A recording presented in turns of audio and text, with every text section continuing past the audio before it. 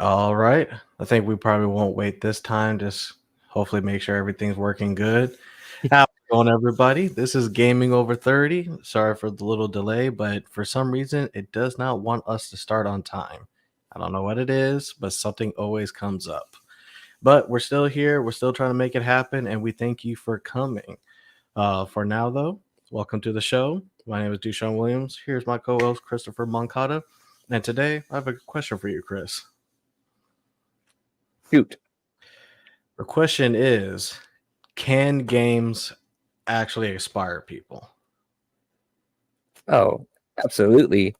I mean, the way games are getting written with their stories and stuff like that are so much better now. So there's plenty of times and opportunities to go ahead and get inspired by these games.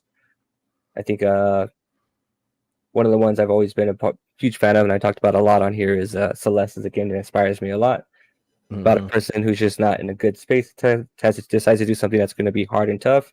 And as you, the player who goes through it, goes on his journey with this character, gets to the top of the mountain, finds out about themselves as well, and you know what I mean. That was very inspiring for me and hit me at a place and point now where I was in my life. How Was about it like yourself? was it kind of thing that kind of hit you because of something happened around the time, or was it just kind of like this generally made me feel good when I was just kind of playing it?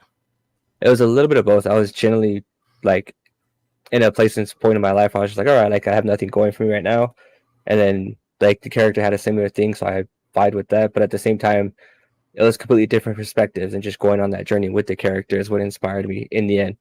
Like the pitch in the beginning caught me, and I connected with it, and then the overall story of this person accomplishing what they meant to do, even though it wasn't easy, is what really drove me in and be like, oh my god, like I love this game. No, and I'm sorry to kind of really dive more deep into that, and this is mainly No, because that's a good kind of path to like two different ways. Like, did something inspire you because of something happened at the time, or did something inspire you just because it just kind of just made you feel good, like you just like what you saw and you just kind of wanted to get to it. And that's the reason why I wanted to kind of say that because I'm more on the second half really. Like if it wasn't for gaming itself, I probably wouldn't have gone into engineering.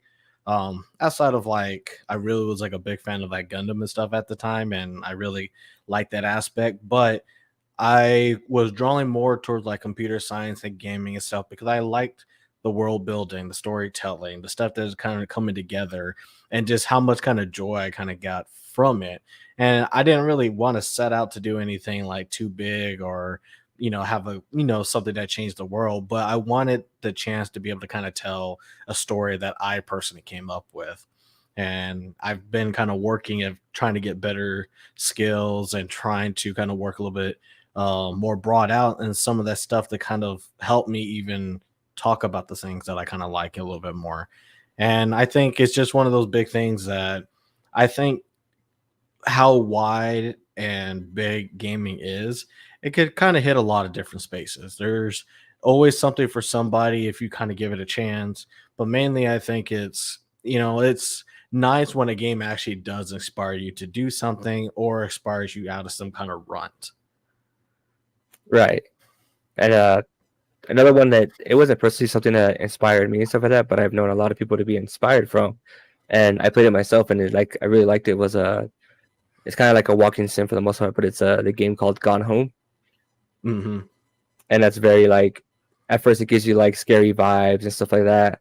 And I know it's an older game, but I don't technically want to spoil anything and stuff like that. But what you find out during the game and going on in that journey is something that's just very inspirational. Was very inspirational for I know a lot of like media outlets in there is talking about it, people reviewing it who had similar issues and stuff like that and that go on in their lives and everything. And that story that's written that you go through and find out as being the main character about what's going on in the house and like the your family that's living in the house, it's like really, really inspiring to be like, oh shoot, like you know what I mean, that's really great for this person and that person, etc. And I can somehow connect to it or just get inspired by that story to and use it for myself to inspire me for something else.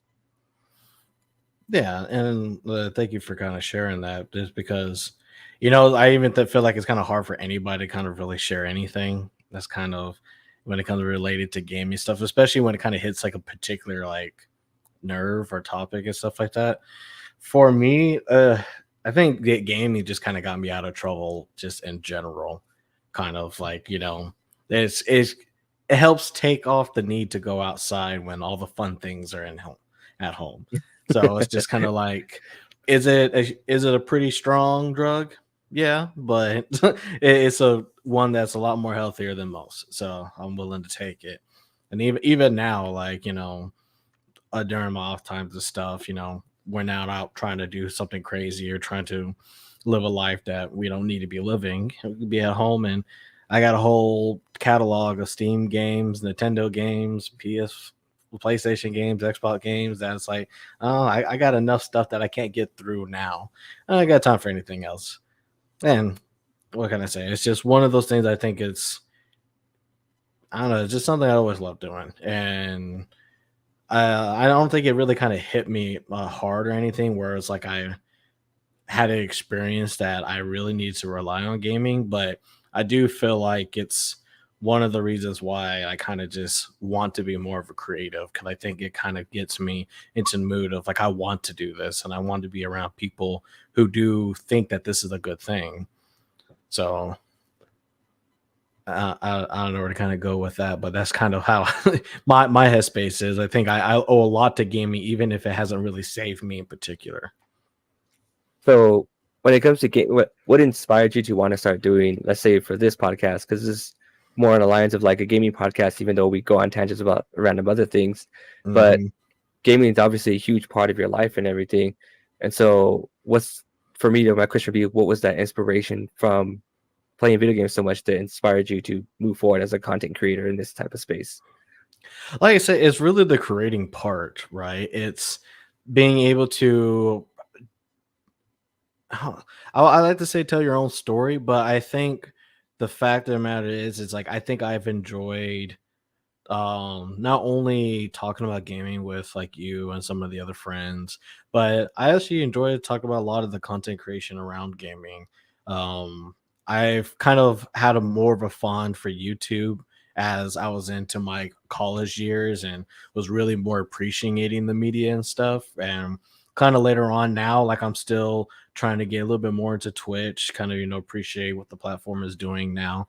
And it's just overall generally exciting to kind of see how things grown. And I think the podcast was a great way for me to kind of really talk about how gaming has been a part of my life for a very long time, even to like this point where I remember, in your 20s and stuff, you have more people telling you to, drop it. Yeah, more people to tell you to quit spending money on it. And it's just kind of like, but why? If I don't do gaming, what else do I do? I'm going to college. I got a job. Everything else in the life is taking up my time. And it doesn't feel like any of that stuff is really like me. I'm not really expressing anything. I'm trying my best just to kind of be ahead in some other cases. So gaming is probably like the only time to where either A, I could create something that's my own, or B, I could at least experience something that's I feel like is generally worthwhile to me. I get you. I mean, I'm similar boat where it comes for like YouTube and Twitch has been a big inspiration and stuff like that. And like I know one of my main goals for the beginning for next year is to start streaming consistently at least once to two times a week and stuff like that on Twitch and everything. Because I see a lot of like content creators and gaming is really one of those spaces where like you can find groups of people and stuff like that that are very supportive and motivating and stuff like that. And when it comes for like I know this is like pretty much like on the last day of Hispanic Heritage Month stuff like that. There's like Mhm. a Discord group and a like a this person has started up this area called a Cafe Confidad, and they're one of those people that they're all like trying to promote Latinx and Hispanic people, and whether they're streamers, content creators, even people that make video games in the industry, to try and get better representation of us out there and stuff like that. And you don't see a lot of that happening just like in the forefronts in these type of communities when it comes to like movies and things like that and stuff like that. And when you do, they're just it's just not as interactive and stuff like that. You know what I mean? Like you really have to dig for them, and they're just not out to the front and stuff like that. I mean, like with Twitch and stuff like that, the main one of the main creators of this group was part of one of like Twitch's biggest freaking Hispanic Heritage Month promos on their Twitter pages and stuff like that. You know what I mean? And you Mhm. just you don't see like the lower like the lower people getting promoted and stuff like that as you do in the gaming industry, which is something I find really, really special to show you that like gaming's for everyone, and that inspires me to show that I too can get into the gaming industry once I finish off from my school and stuff like that. And I know I'm going to get there. It's just everyone takes different paths and different ways, but there's always a way to get in there at some point. At some point, so that's definitely inspiring. Yeah, and I kind of relate more to like people take different paths because I knew I was taking the roundabout way to try and kind of get into gaming myself, but I didn't realize how far of a swing it was going to be. And thinking now, like I kind of now into it and finally kind of in the space where like I'm kind of working into it and I'm trying to get even better is it's just interesting to kind of see, kind of go back and reflect on a lot of the stuff. And, even sometimes I wonder if I could have got here faster a lot of times, like I did go to college, but I went to a general university. I didn't go like the full sail or anything like that. I was just like, you know what? I wanted to get a computer science degree in case gaming fails me, I still would like to code. I still want to kind of get into that part of the engineering more than anything. And it was just kind of like, well, I didn't think I would be shelving gaming as long as I did. I really had for like game development stuff, make a general effort to do anything in it. And it was just one of those things where it's all like, even at the college, I was like, hey, have you heard of this thing called gaming? And they're like, no, never heard of it. It's like, you sure? It's like, I mean, isn't that where most of the programmers kind of get like almost guaranteed work compared to everybody else who joins the profession? No, sounds familiar. Don't really recall anything about it. It's Mobile like, apps, maybe? It was like, well, I think I've read a number of mobile apps, the little things that kids play on. But it's like, but I mean, we're trying to work for IBM and stuff for here, and it's like, no, I really don't.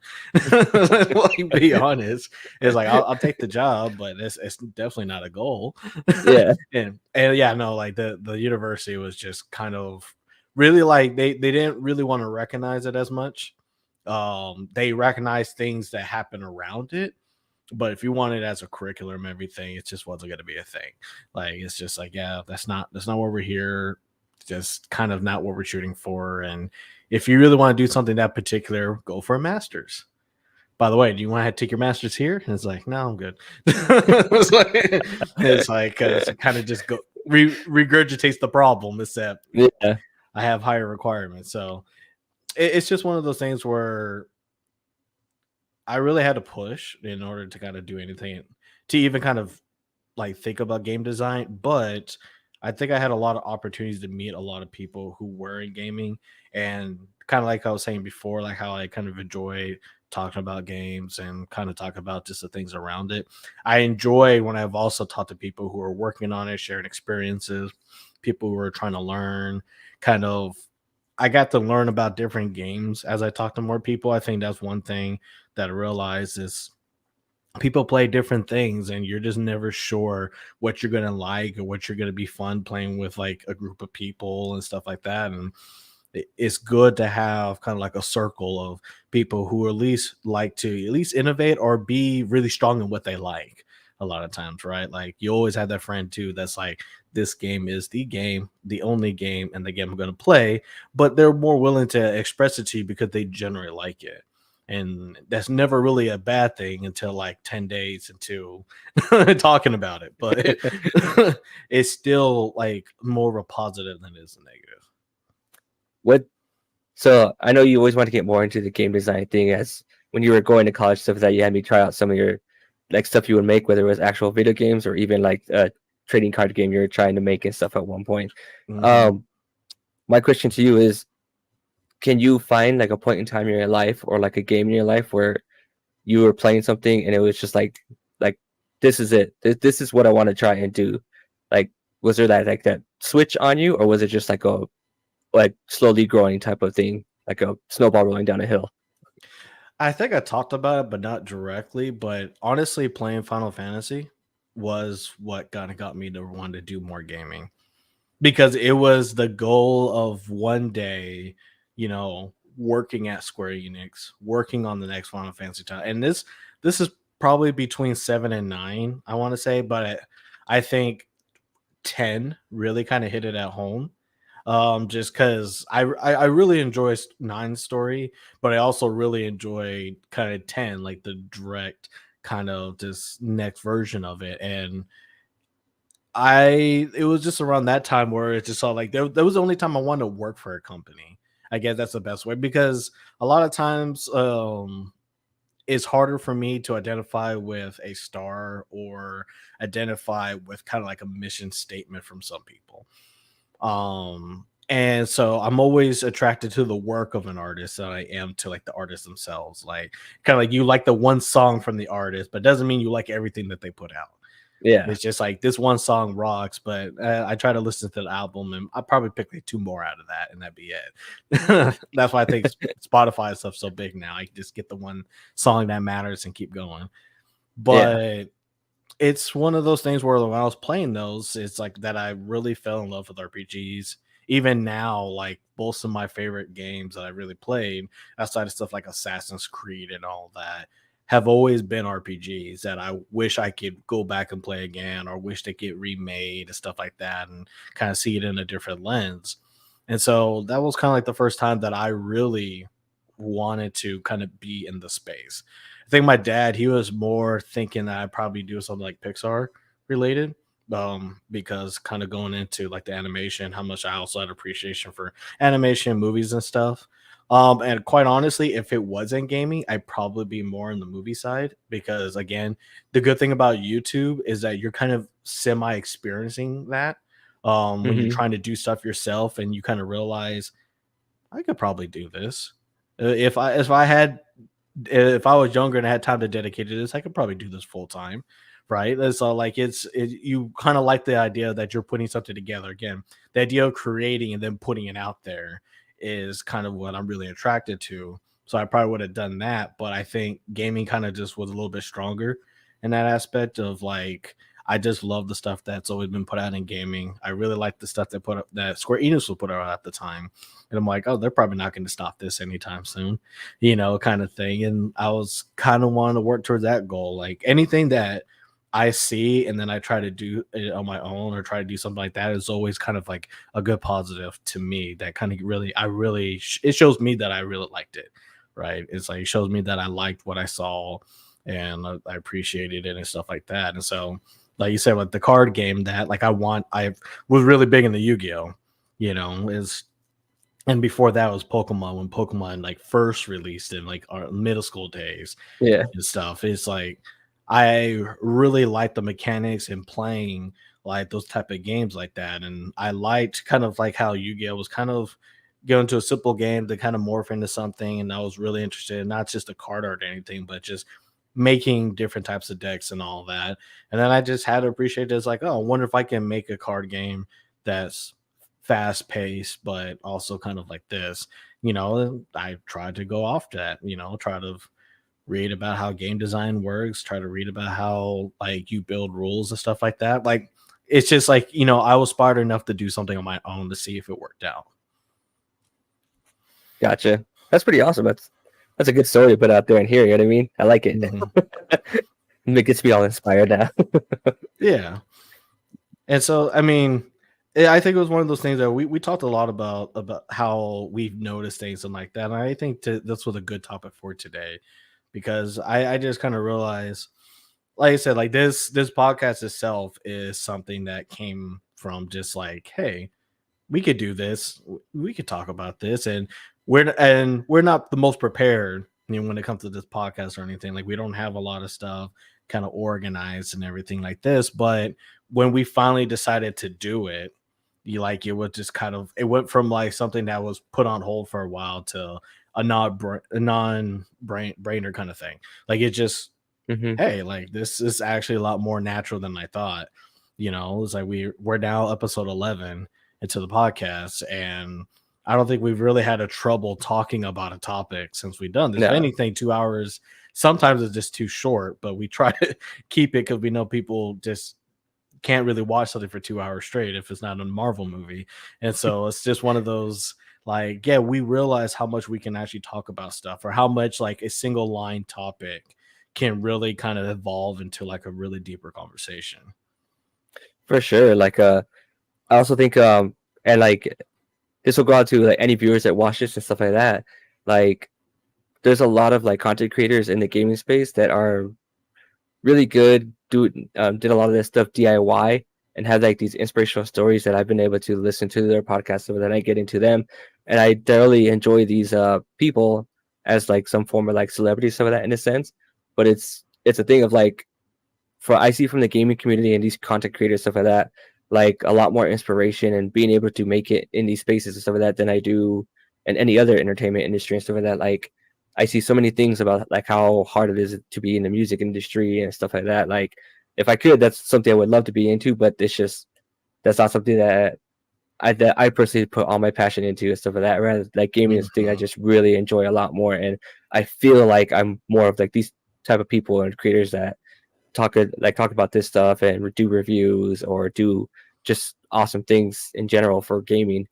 uh I connect to them better, you know what I mean? Like Yeah. it's and like I've like one of my favorite podcasts I listen to is Gamer Tag Radio, and they're I think they're both, well, three of them, all three of them are like around in their 40s and stuff like that, and they all have like their own lives going on and stuff. But they always have, at least if they have to at some point for the podcast, they'll have just one person do it for like 30 to 45 minutes if they have to, because no one else can. But they keep it going, and they've gotten to the point where they've gotten interviews with Phil Spencer and Reggie Fils-Aimé and stuff like that. You know what I mean? Like, Yeah. and the guy who started the podcast himself was just hardcore into Fantasy Star Online at the time, and he was doing it with a tape recorder, you know what I mean, and things like that. And that's how he started his podcast before podcasting was even a thing. And it's like stories like that that inspire me to show, like, hey, like, so like when you and I have had, and this might be like kind of behind the curtains pull type of thing, but you have these conversations of like, oh well, we need to do this and this, and it's like, well, yeah, we can get there, but like what we have to do is just start doing it. And we've Mhm. been doing it now, like you said, for 11 episodes and stuff like that, and it's awesome, man. It's like I hope that we could get to that point where we can start inspiring other people and seeing like, hey, man, these two were able to do it and stuff like that. Why can't I? You know what I mean? Yeah.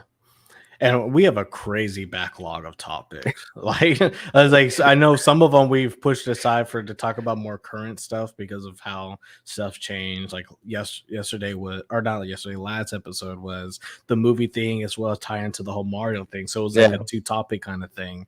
But it's like when we were just coming up with ideas and stuff, it was just kind of like just writing down. I think we're well over 100. I think right now, yeah, and I think that the goal was to at least do 20, once every Friday by the end of the year. And it's like, no, we're pretty much set almost till the end of next year. And then we still have more topics, thanks to like kind of vidIQ. vidIQ has been actually putting out some more kind of relevant topics. I haven't even showed you that list. I mean, it keeps yeah. I growing. gotta check that out. But it's just one of those things where it's like, I mean, it's always been a fun time. Really kind of just talk about jumping about gaming. I love like kind of like some of the deep dives. I think one of my YouTube channels that I really liked, just about the kind of like the stack and how it was Game Theory. Like Okay, yeah, Game Theory was one of my biggest YouTube channels when I was first kind of getting into YouTube. I saw like now I think I'm probably a lot more mainstream and plain about some people. Like, I'll watch a Mr. Beast video, I'll watch KSI and stuff like that. Like people who are kind of almost dominating it. But I've do try to look at some other ones that are more on the topic. But back then I was really like siloed. It was, if it wasn't tech videos, it was gaming videos. But I like the deep dives that Game Theory always went. And I love the intro back at the time. The intro has kind of got me pumped to kind of watch an episode. And it's great when you watch somebody later on sometimes, because then you have a whole backlog of stuff that you can kind of dive into. And it's like, this guy's talking about Mario and everything else behind that. And he's talking about FNAF and like, it's just kind of these crazy tangents and stuff. And so it's great to kind of go back and kind of watch some of those contents and then see how those people who are still doing it now, how they kind of branched out. And it's just something that's good to enjoy in that case. yeah, for sure. And like, it's really really awesome to see, like, because I know for like myself, and I'm sure this happened a lot for you too, like for the things that we loved and cared about so much growing up, and we wanted to get into, like we had to try and make our own clubs and our own school sponsored things, whether it was like in high school or college. Or it's like, dude, I love video games, or even in a sense, like one of our other loves is anime. Like I loved anime. Like I remember a group of my Mhm. friends at our high school tried to do like an anime club, so we could start getting together and we could start like finding a way to like read more mangas and sharing some of that. And we try to get one of Mhm. our art teachers into it. Like, hey, like, would you sponsor us? You know what I mean? So we sponsor, be the teacher that signs us off, sponsor so we can watch it and do this. And they're like, no, like that's not art. That's not anything like that. Like, why would I do that? That's nothing. You know what I mean? You guys should be doing it like on the Renaissance period or this. You know, like they would go into like the Yeah. you've always heard and what everyone always usually talks about. And seeing my son at this point now, where he's in 7th grade and he's now part of like an esports club that's in the school. And you know what I mean? And he's like, yeah, he's like, it's new because the school's like new since they rebuilt it and everything. He's like, but we're gonna do this and like we're playing this right now, and now we're waiting to see if we get confirmation because they're looking to try and get a like an Xbox, some of that approved and some of that. And I was like, that'd be perfect because then you guys could include Game Pass, and then that gives you more options to play more games. So that way, this club doesn't have to buy all these games for everybody, et cetera, et cetera. And it's it makes me excited, and I pump them up for it because it's like, man, that's stuff I wish I could have done back then, but Yeah. like I didn't see the time with light of day to do it. And if we did do it, it was like pulling teeth just to try and get it started. But you know what's crazy about that? Because here in Dallas, like I've actually seen like those esports center, like another school actually has one. It's close to where the Cowboys play now, to that stadium over there. They have a whole center over there. And then I want to say not too far, but it's not really that big of a distance from it. There's a mall called Grapevine Mall, I believe. I believe it's in the Grapevine Mall. I'm trying to remember, but just in case, I'll probably just go with that. They actually have a big like internet caf thing now for gaming. Nice. Like it's like all dark, game consoles, computers, and all that. And I know a friend of mine, he was kind of debating on like whether we want to start that because it's really a big Asian thing to have like internet cafes or people just to go on the internet and stuff. But this one was just gaming, like having LAN parties and stuff like that. It was basically like a hangout spot for that. And I even saw recently, this was probably closer to, we were trying to get ramen, I believe. So it was probably closer to that downtown-ish part of Dallas where they actually had a bar that was something like that, but it was like an actual bar, sit down, and outside they had places where you could play games, but then while they weren't doing that, they had like Twitch streams and stuff playing of like all the people that are kind of going into it. So I That's think awesome. it's becoming a bigger thing. It is one of those things where it's like I have faith in the idea, but not faith enough to where it's like it's gonna blow up. So it's good to see other people kind of do it and kind of prove me wrong on that because it's really hard because a lot of people, at least now today, want to be at home and like Yeah. in their own computer stuff. Like there's not a lot of people that like, well, $500 can go a long way even in gaming. $1,000 pretty much gets you pretty much set. So it's hard to like, do I want to pay like $30 a day to go here, or mommy, can you just give me the 1060 graphics card? It's an old graphics card, but it'll at least do the job. It's just kind of like one Yeah. of those things. It's also like you talk about that, and it's one of one of my favorite coffee places here in town. It's called Hive Coffee, and it's one of the coolest things ever because it's Hive Coffee, and then connected to it, it's the husband and wife own it, and next to it is another like gaming cafe, they can say, called Glitch Gaming. If you're ever Mm, in El Paso, you should also stop by, check it out. They have a lot of awesome things they do there, but it's been thriving for years now, and they have tournaments, some of that. You walk in, you could pay like a daily fee to just go and play games, and they have PC set up, so if you want, you could switch stream from there and stuff like that while you're playing. yeah, You can get your buddies to go. They also do like monthly subscriptions, so you can just go in and play whenever you need, which I think is really really cool. Because El Paso's like for the most part is a low income community in a sense, so having a space like that for kids who want to do that stuff and their parents can't afford to buy them a PC to do it, it's like, hey, well, I can't spend $1,300 for you to be doing it at home and stuff like that, but I can spend maybe $80 a month because it's just easier to balance my books that way and stuff like that. So you could go and do this, and you can go and play these games that you want to play with your friends that to have better opportunities, stuff like that. yeah, And they even do custom builds, stuff like that. They'll try and get GPUs and stuff like that and everything, and you sell them to their customers and stuff like that, man. And it's one of those things where it's like, yeah, that's awesome to see. Like that's thriving here in a city I think that would have never ever been able to thrive in. You know what I mean? And yeah. like they're flourishing, so it's really really cool to see. And then I hope I just see more popping up eventually. And El Paso is it's a hard market, but then it has a lot of opportunity for stuff Yep. because a lot of times it's more of that nobody tried to do anything than it is like it's impossible for it to actually live.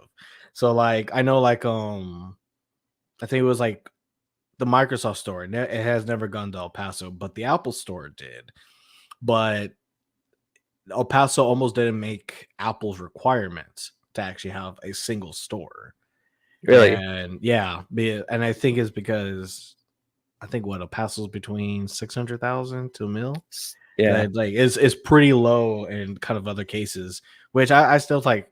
That's still 600,000 people to buy Apple products. You know they're gonna buy the Apple products. I'm not sure why their requirements were so high, but what boosted the number up was they actually consider people from Juarez on Yep. top of that because it's like yeah, like the city is literally divided between a single border.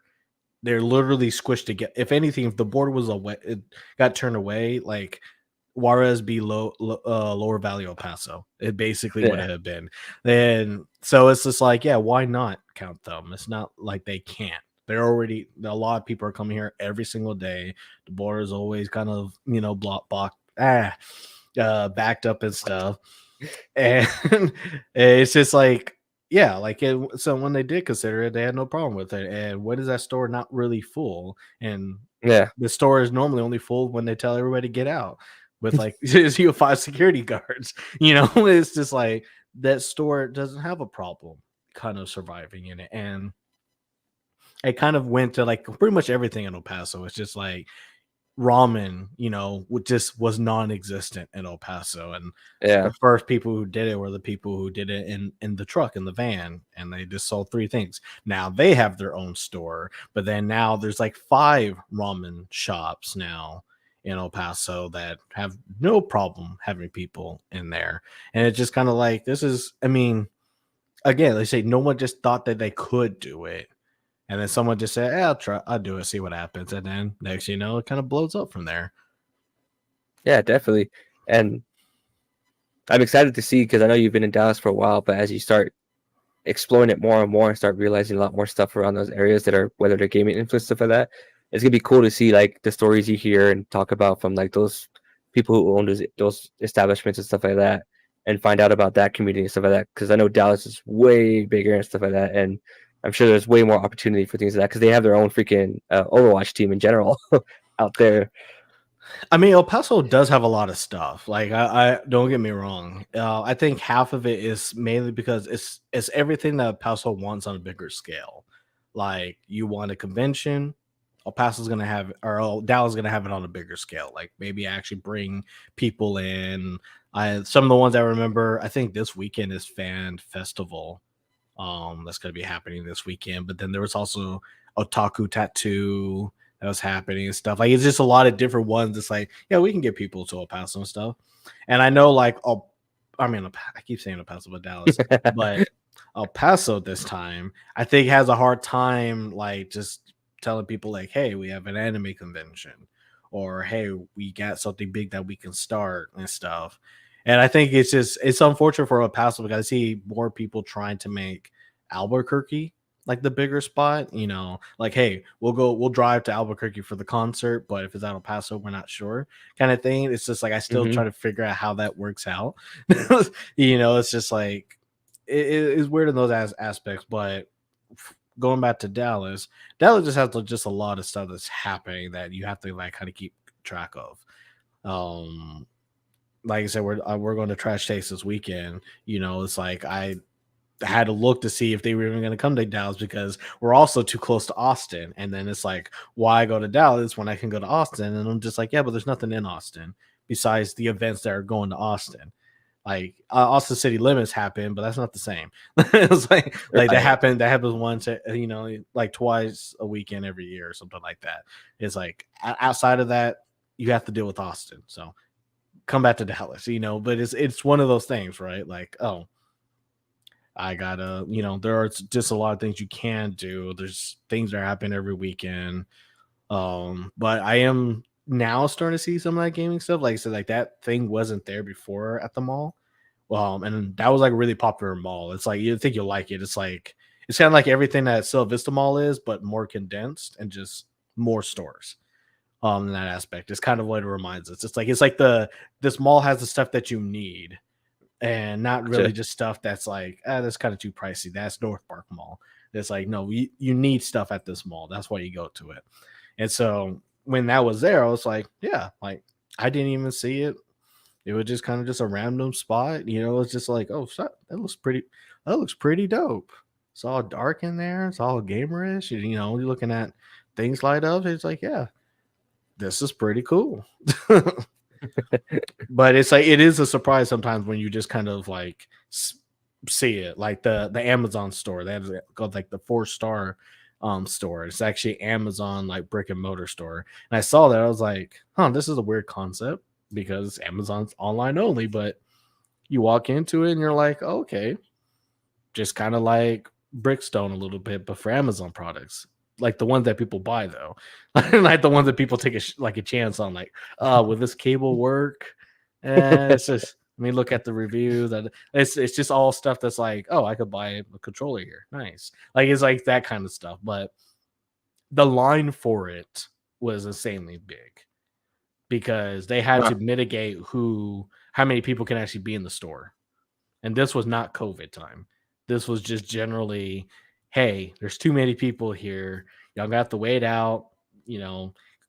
Literally write your name down. We'll call you if it's your turn up in line, kind of thing. Like a Like, restaurant? yeah, like a restaurant, basically. It was just that kind of a saying, kind of like sort out, like, hey, we're gonna have to try and mitigate this a little bit because this is getting a little bit too crazy. So like I laughed at that, but yeah, so Paso needs to do more stuff, basically. Yeah, they'll get there eventually. Yeah. As long as there's a lot of people not trying to stop it. Yeah. I think that's probably the only issue is I think here it's like if you have the money, like who's really gonna stop you? But El Paso's like, yeah, you might have the money, but I'm not sure if I like what you're doing. So they're gonna be hard, especially because what like Mimco owns so much in El Yeah. Paso that it's like Crazy. they have like their crazy contracts and stuff. I heard. Like, it's like oof, they're everywhere and trying to get with them and all, especially now with like prices rising up and all that. It's hard to do something that sounds kind of lofty. Even for like hair salons and stuff, it's really hard to kind of secure a place. Hmm. But that's a different type of tangent. It has nothing to do with being inspired, but it's like it's one of those things. Yeah. What do you like? I know I kind of went on it a little bit myself and stuff like that, but what do you hope going further into this podcast, stuff that stuff that you are willing to inspire others about? I mean, I think I never really thought about it in this way, but I do hope that people are okay with gaming over 30. Like I think we have an episode called What Gaming Over 50 is going to be like, sometime in the future planned. And it's just like there is nothing wrong with this media, no matter how many people try to like attack it and all this stuff. And I think with the existence of YouTube, Twitch, the whole existence of esports, like all the stuff that people are able to do with gaming, whether share clips, play games in front of people, just make money off of those ideas.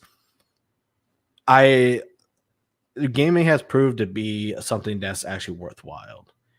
And I want more people to not feel like they have to shun it off or treat it like a Barbie Ken doll. Like, oh, I'm not gonna play with these anymore because why would I play with it? I'm not a kid anymore. And it's like there are so many games here that you wouldn't let your kids play. It's obviously supposed to be for us. Anime is like that too. Like you could definitely tell when an anime is targeted for kids because like you feel Oh it, yeah. like, everything that you hear, see about it, you're just like, yeah, this is definitely for a younger audience. But most of the time, it's really just for like teenagers and up. Some of it just kind of seems kind of deep. There's stuff that I'm watching now that I'm like, hey, I'm liking these concepts. I kind of like what's kind of going on. Like you could try to relate to that story. Can't relate to it as a 34-year-old, but I can at least try to, I wish my high school was like that. I don't know. But it's one of those things where it's like it's bigger because we do like it. It's bigger because people of all ages do like it. It's why you have conventions, why you have get-togethers. It's why Comic Con exists, because comic books are something that to be enjoyed by everybody. Everybody can enjoy a good story, a good character arc, a good description for anything. And so I just kind of want people to think like, look, it doesn't matter how old you are. Gaming technically doesn't have an age. Gaming is not just for a group of people. Gaming is not the reason, like you don't have a job or anything like that. Like it's not the reason for getting, kind of like ahead in life in some cases. Like gaming is something that could be enjoyed for all, and you can enjoy it in different ways that matter to you. Like Like that. like even with Laura, like we had her um on the podcast the other day, like express some of her beliefs of, how gaming has changed for her, how much of a big thing it is, and how much she didn't really know about the medium until like after she met me and stuff. It's just like you might not think that gaming has a lot to offer, but there's tons of stuff that gaming touches, to the point where there's games that don't really have hack and slash and stuff. It's just full on narration. It's just we're just going to walk you through an experience. There's no need to um do something crazy. There's no need to be Kratos. Just you could just be a normal person trying to deal with depression, and how we can kind of see the other side of things a little bit clearer by understanding that we're okay to feel a certain way. Gaming Mhm. does that by literally holding your hand through the experience instead of just showing it to you. But you get to kind of experience it yourself too, because you're the person who's doing it, so it's a little more interactive, and it's really cool to see how the storytelling has gotten so much better, and especially when it comes to like a lot of indie titles and stuff like that, where you see these Hmm. indie titles create these games that they sell for 5, 10, $20, stuff like that, and they end up being like extremely positive reviewed, being up there for possibly game of the year contenders and stuff like that. And it's just because like this spacing, this community, stuff like that, and the way people are able to create stories and connect with these stories through gaming, it's phenomenal, man. Like from Hmm. seeing my 12-year-old do it to myself at at almost 34. Yeah, I mean connecting the same way, whether it's the same video game or like a great example is I had played the Walking Dead season 1 like back in 2017 is when I finally did my full playthrough and finish it and stuff like that. Yeah. And then just this year, my son decided to play it because he remembered me playing it, and then he dabbed into it a little bit. I think like about a year ago, and then for some reason this time he just decided he wanted to play and go into it. And Hmm. I got to see him go through the episodes, and then I would if I didn't see him when he played it, I would talk to him about, hey, where were you at this, and we'd have a conversation about that. And it was cool to talk to him and like see from his point of view of like how it affected him and how he connected to the stories and stuff like that. You know what I mean?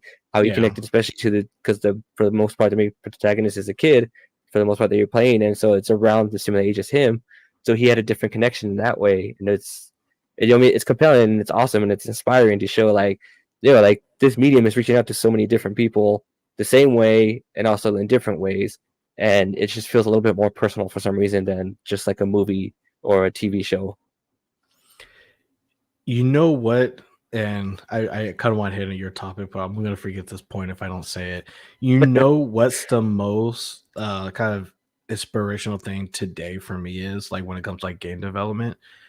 It's actually when I go to GDC and I actually see the Game Awards there, Yeah, because the Game Awards don't it doesn't just talk about like kind of like the big games that are happening now, but it talks about a ton of the indie titles. And it's just crazy to be in the room, and it's this big old conference room. I mean, it's huge, like poles and everything. I had to help work it even one year or whatever.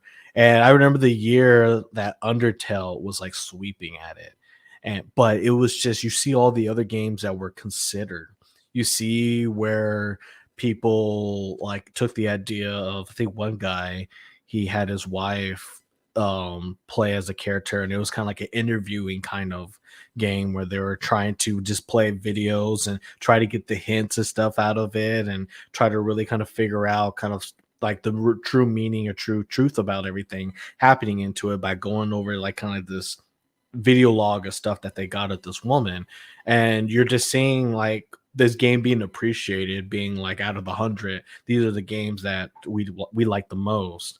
And this, seeing the concepts of these games very different, very insane, and seeing the people actually go up there and being very appreciative, or really loving kind of like the fact that these people put in like years of their time to make this one project, and how they had to, even some of them had talked about what they had to sacrifice to make the project happen, and just kind of being congratulated for that. It's an insane experience for like obviously the people are there who are like they're there because they know they were part of one of the people that they were talking about, but for everybody else that's watching, who are also like a bunch of game developers, program managers, producers and stuff like that, and you're seeing these projects be just realize and being appreciated. And it's crazy. And you're just like, man, one day, like I kind of want to do that too. Or one day I just want to be nominated, maybe not even win, but the fact that I could be on that other side of the rope, with either Heck me yeah. or me and my team members and stuff. And it's just like those are the thing that like every time I watch it, like I want to go back to the hotel room and like start on something that I just been putting off for a while. And it's something that I like taking my laptop for that, because I'm just like, oh, let me jump on Unity and stuff. I'm here with the people. Let me go talk to them. How would they do a thing? And it's a crazy week already, but I think that happens like on Wednesday, like the first day of like the event floor opens up, and it's just I love just being there. And it's scary to work it, but it's also pretty nice of that too, because you're getting to help people kind of organize. You're getting to help the people who are there, kind of anybody who needs something like, hey, we need to run up there and stuff like that. It's a lot of different emotions really kind of coming out and really hitting at it. But it's one of those that the big motion that lands is like one day. Like that's the motion that like really hits the most. That's awesome. Yeah. Have you ever tried checking out the Dice Awards? Oh yeah, I think I've seen them. Yeah, the Dice Awards are kind of like not so much a GDC how it is, but they like to promote more about like the game developers and like the people who actually make the game and stuff, and give them awards for that in that aspect. And Hmm. because like the Game Awards is kind of like just like your TV show production type of game. You know what I mean? Just the Yeah, best games. Plus, you get like you get not reviews, reveals. You get reveals and stuff like that and everything. But like the GDC awards and like the Dice awards are usually more like meant for the community of people who actually make the games and stuff like that. And yeah, so they're always those two are always really nice to watch. And like so you get to know some of the, like maybe the developers, or you're like, oh, what the heck? That game was only made by these three people. I did not know that, or things like that you find, or like you realize, oh wait, that composer for this game that I love also did the music for this one. Oh shoot, that's awesome. You know what I mean? it's yeah. it's cool. It really helps to like bring those people up, give them a voice in a sense and a recognition that they deserve that they don't get with like the actual game awards. It's just more of a TV production type of thing where there might be awards out there for it, but it's like, oh well, those are going to be shown off in the back end, not on the actual screen. No, and it actually happens in Las Vegas. Okay, that's probably why I haven't actually saw them myself. But it is one of those big things. And I think the reason why I like the game developers conference is the many different categories that they have. Like there's a lot of different for the narration. I do love the appreciation for the music and like the kind of like the sound. Like there's music and then there's sound like style Hmm. stuff, like being two separate different things. Like how did like a lot of the sound design and stuff really help you out versus like who just made a banger beat that you just couldn't like. That was the reason why it's like you played the game. And surprisingly, there's a lot of them when you play like in on the indie side. There's just always like that one Yeah, song that you like bash your head onto, or just noises that you immediately recognize and stuff. And just having those people just directly be notified and stuff, and it's crazy. Like it's just when I actually kind of see a lot of the stuff happen and stuff, it's It's a different experience. Like you do have to like go and experience it yourself to kind of get everything. Because even sometimes they'll give big appreciation to people who've been a part of gaming for so long. I think Todd Howard is one year that I went to where he got an award and appreciation for everything he's done and kind of like all the big stuff that happened and stuff. Um, it's hard because I can go on like for a while though, but it's hard to find the words to really express just kind of like how much gets fits in these few hours to kind of make you feel like, oh, like what am I doing in this chair? I want to do something. Yeah, it like overloads you with inspiration. That's awesome. It does, and I guess it's nice because of the setting. Because like on the other side of the door is like Microsoft trying to show off, PlayStation trying to show off. Unity got this booth. Unreal got. I think Unreal had like 3 different booths, and like one of them was basically just Fortnite and throwing Fortnite T-shirts all over the place. They didn't even charging people like what size, what color. Just I have so many from that event that was just that me and Laura was just like hit, just grabbing it and stuff like that. It's all like heck yeah, these are sleeping shirts. Yeah, because you had like you had the Unreal shirts, which is like I like to wear those kind of going out and stuff. But then you had like the Fortnite shirts, so it's just like they just had like a lot of different shirts. But then they were just, I think it was like the last day they didn't care who took what. They just put the boxes out in the middle of the crowd, and people Yeah. ended up sorting itself out. It's like at one point they stopped being civil about it, just like here, just take it. We can't go back with them. Yeah. Sell these on the store, just take them all. Yeah. But it's just like you're just like if you ever been to the Moscoon Center, and then you kind of realize that this building's huge. It's basically 2 buildings connected underground. So you got the highway literally going over a big section of it. But they got these 2 buildings that are like stories tall. And everything in this building it has to do something with game development. And it's crazy how so many people across the world kind of go to this event and like just the stuff that they kind of produce and show and stuff like that. So this year I'm gonna try to go again. I think the last time I've been was 2019. I think it was Mhm. probably before the pandemic. And this last year I really wanted to go, but we got the house and it was happening around that same time. Like it's hard to spend money to go there and then money on the house when they're like, you better not use For that sure. credit card. You better not use that card. Pay your bills, but do not buy gum. It's like don't use it at all. We don't need a single point going down. Yeah, for real. That's awesome. Like, that's one of the things that like I could be off another thing in the sense like you yourself inspire me in a sense of that because like you've gone to these events and you've done it even since you're going through college and everything like that you made the effort for it and stuff like that and the way you do a good job while you're out there for networking and meeting people and getting to know these people and keeping some of these relationships that you still have with some of them and stuff like that it's like it inspires me to be like I'm gonna get there one day and I'm gonna go to GDC I'm gonna we're gonna get to the point I know like we'll get invited to go to like the E3 and stuff like that, and we have a chance to do our own events and coverage for maybe certain games or just the place in general and stuff like that. You know what I mean? I would love to one year experience like a Gamescom going out to Cologne, Germany, and experience that insanely huge convention that apparently they run it so smooth over there. It's sounds awesome. You know what I mean? Like I want like you and I to go to an Evo and stuff like that. You know what I mean? Yeah. You know, like all these things like they and like the fact that you've already done a couple of them and stuff like that. It's like heck yeah, dude. Like that's awesome. I know I'm gonna go too eventually and stuff like that. It's just our paths are different, but it's very inspirational to see that you're doing it and like you always give me that inspiration to be like, heck yeah, man, I'm gonna be able to do it, and I appreciate it. But I mean, like I've told you before already, but like I tell so many of my friends who are like slightly interested in stuff who don't think because it again, El Paso is not really like it doesn't really breathe that kind of creativity on that side, like movie Hmm. production, gaming, no matter what, like that side is just really hard unless you care about it so much yourself. But I've always told people to go to those kind of things and find some way to do it.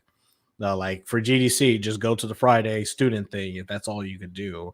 It's just like spend that one day or buy. I think the Expo Pass is like 200 this year, I believe. I gotta go check, but like that's still 3 days of being able to talk to all these different companies that either want to hire, have something they want to show off, have like live demonstrations of some of the stuff, like a lot of the body gear and stuff like that. I noticed I've got to test and try out a lot of the different headsets for like VR and stuff there because somebody's like, hey, would know you like it if you tried it, and that's always like a good motto. Is like Hmm. once you get people to try something, they'll love it. But I've always told a lot of my friends that, especially if they're just stuck, that it's like you need to be somewhere where like the feeling of a certain thing's overflowing, and it's not because like the companies there matter.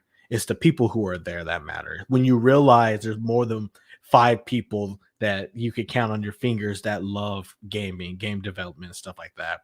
So like when you go to like, if you're a real big movie buff, but you haven't been to like an indie film festival, like you're missing out a lot. You're missing out mostly on just the regeneration of like, hey, can I really do this? Am I still really into it as much as I do? To the point where it's like you're missing to talking to somebody that is also really into it, but also might have the same problem. They don't really have a lot of friends that are really into it, that they have a hard time being that guy on Reddit and commenting and talking to people. Either they're better with like infrontal personality. They talk more when they know the other person's interested in what they're hearing, and we call those people introverts. So it's like, and there's a lot of them, but like I've always enjoyed going because I was going on as a volunteer and I was always working with another 400 people and get to know them, getting to actually see a lot of the different stuff. And I always go back because it's like, oh, I want to be with my people again. I want to go with the people who are really enjoying it. And that's all I can hear and talk about. It's all I'm surrounded by. And so I tell people all the time, it's like if you haven't gone to like these big events, just for your own personal thing, even if you go by yourself, and sometimes you just have to, like, it's more worth it. I mean, for I think in Nova, like our big game development stuff, like we did fundraise a lot to try to get as many people as I could, but I was the only one who was able to go as a volunteer at the time. And it sucked because I was like, I'm going by myself. I'm meeting all these new people, that I'm almost supposed to be helping people for an entire week.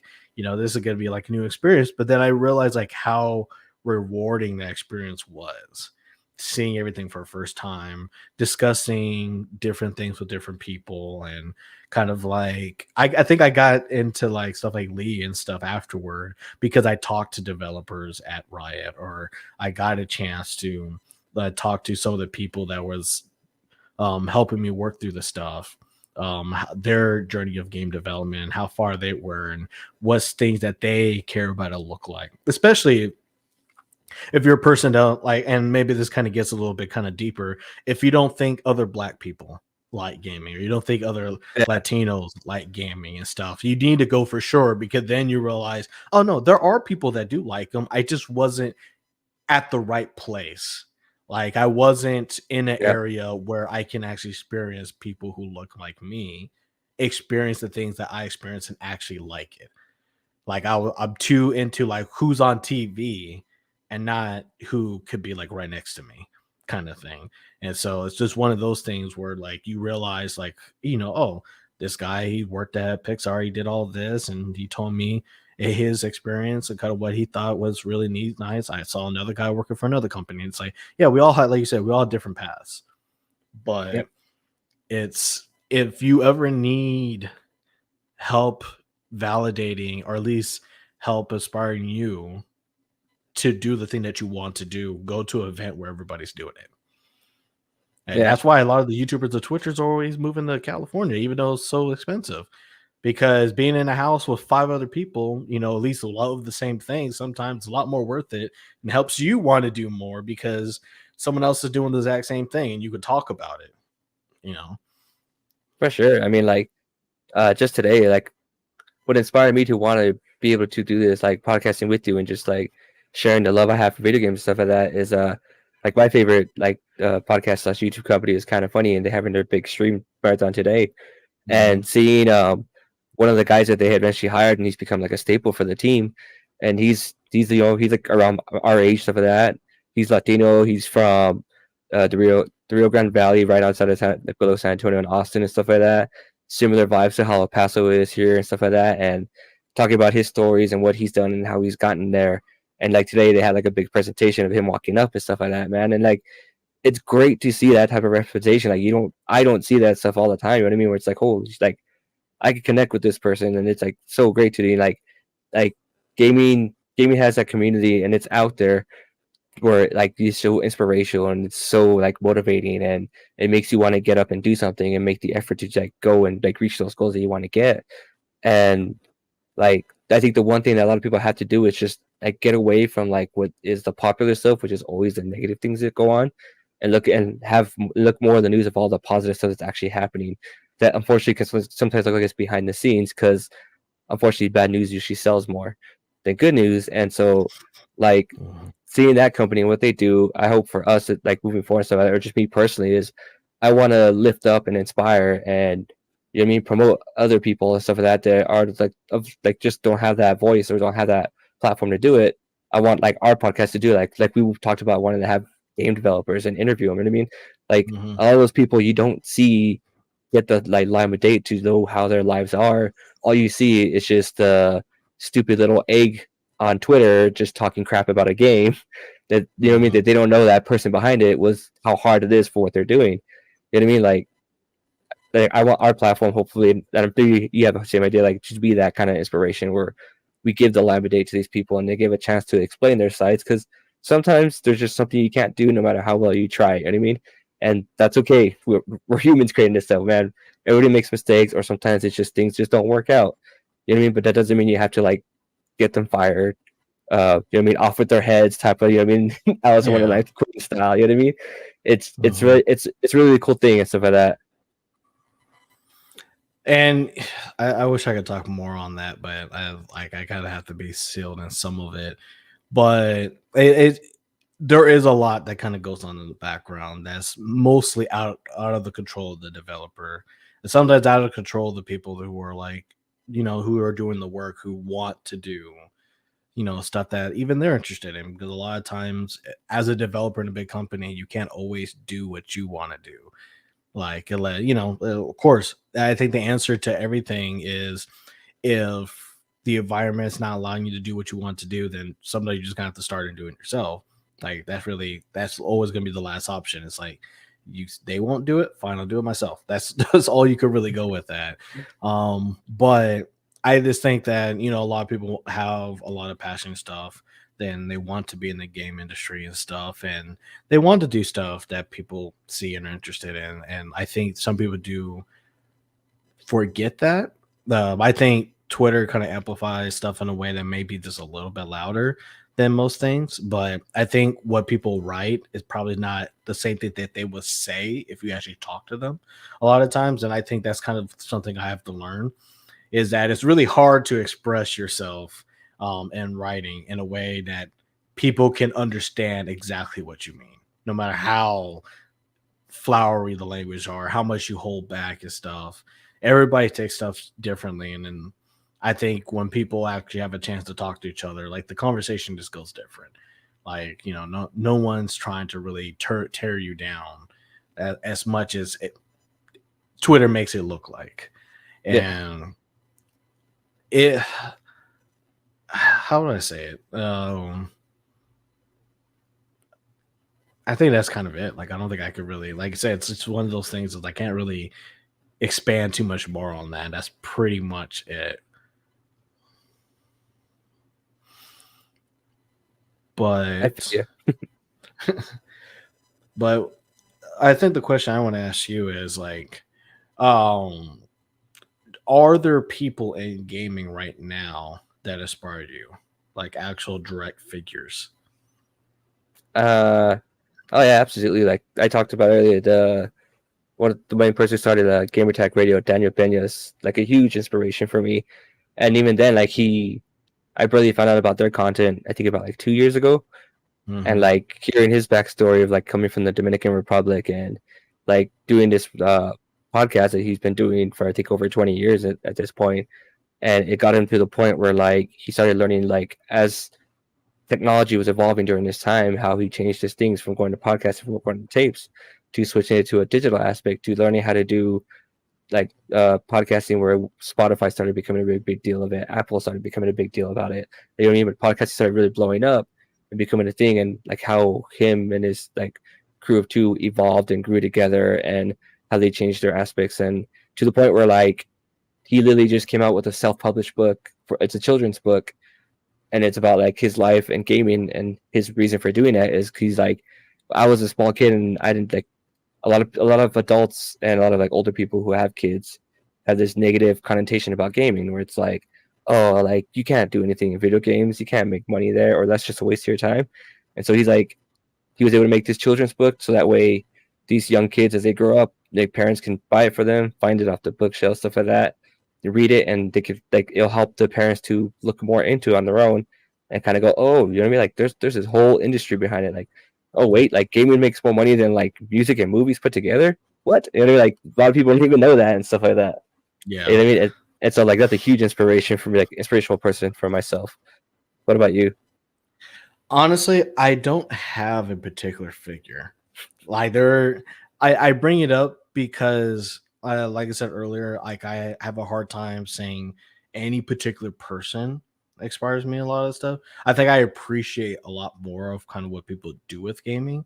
Like how I say, like I watch Connor V Dog or whatever. He's not necessarily like someone who's in game development. He's not anybody who like had a project and it kind of blew up itself, but he's another person that I enjoy who likes playing different games, likes to kind of expressing himself a little bit. Like he's likes doing his voice acting stuff and likes to kind of have YouTube and stuff kind of be around that, and kind of got me into like why like streaming might be fun and stuff like that. And I think that even though I'm a lot older and stuff, and maybe I should kind of seek out like those heroes, I guess you could say like who are your heroes and stuff.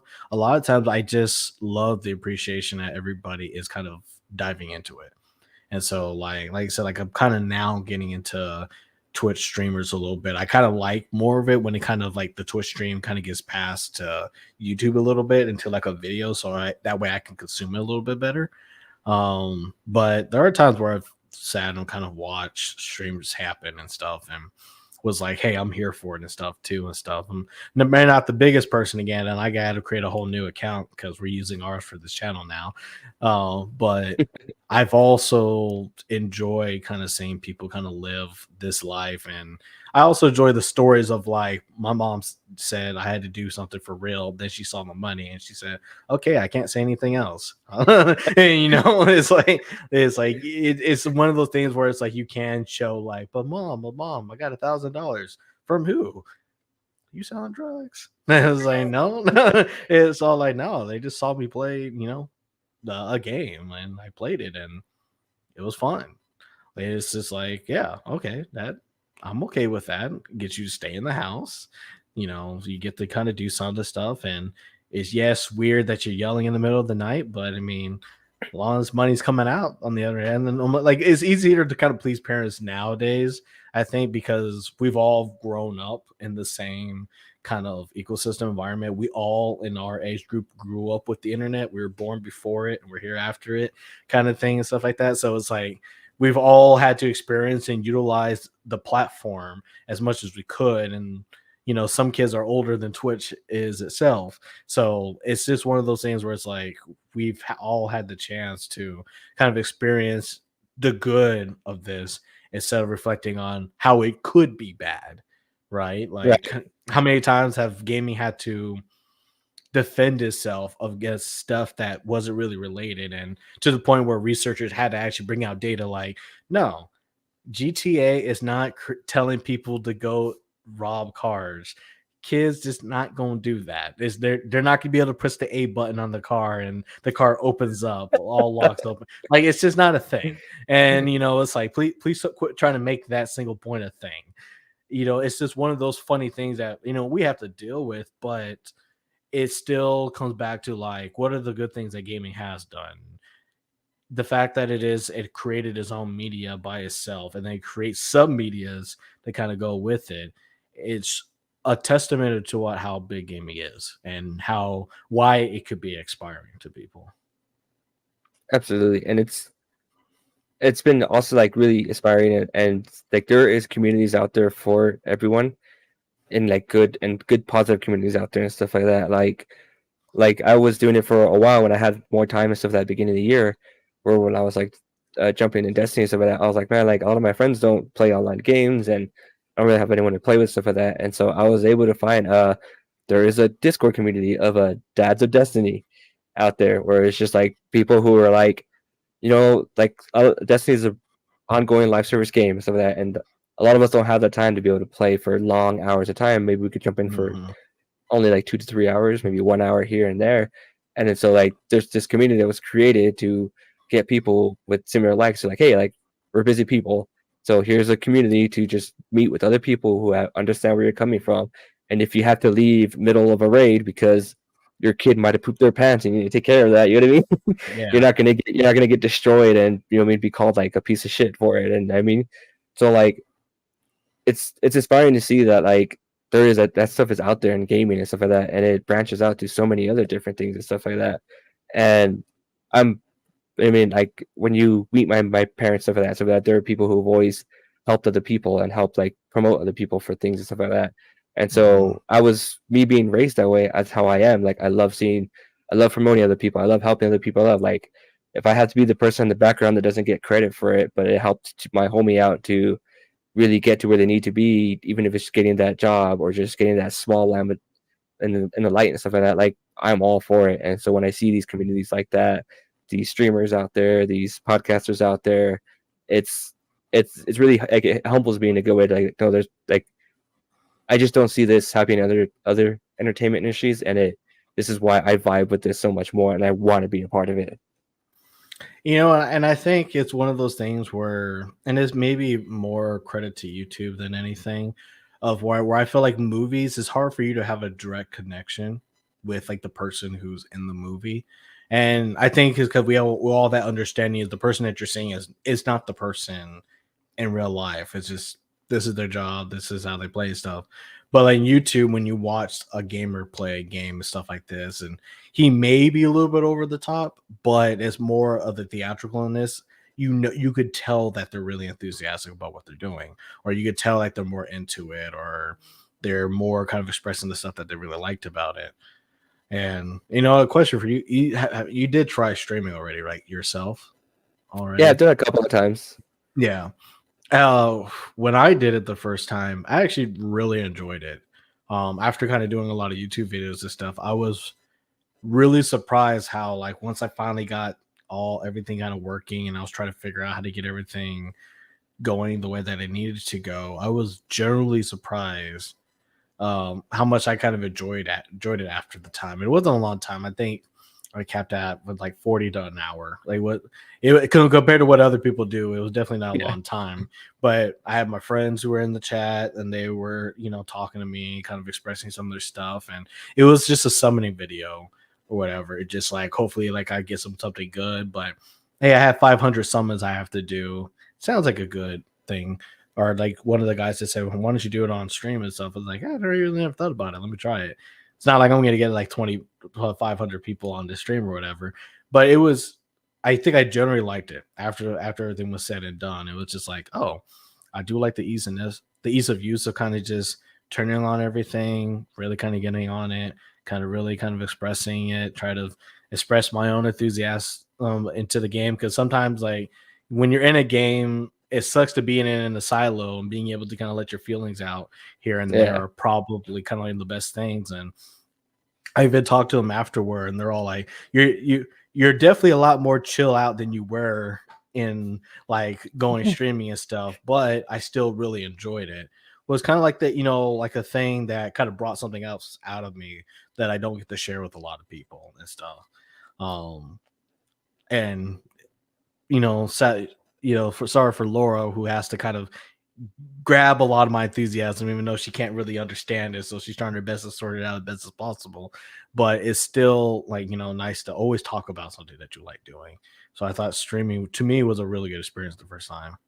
Oh, and it's also like a honestly like streaming's a great thing for us like being over 30 and stuff like that because a lot of our friends have moved away, have different jobs at different times, and we can't really hang out anymore and stuff like that.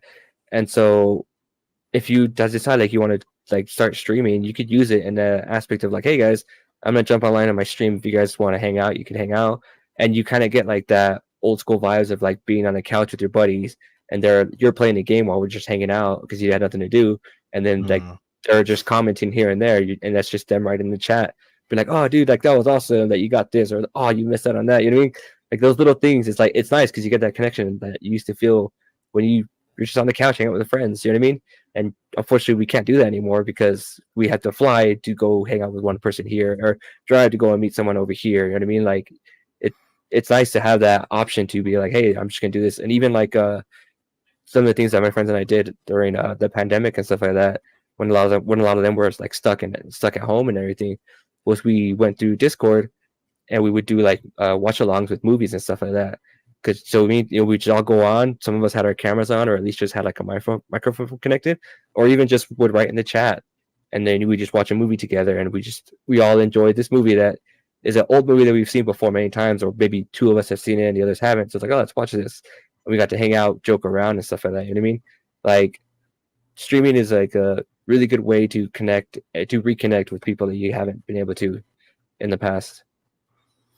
You know what? I will say this.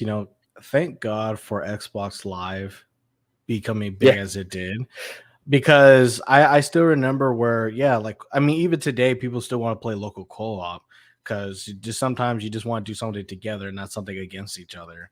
yeah, But it's like, it's nice the fact that like a platform got so big, it made the other platforms kind of realize it needs to be a thing.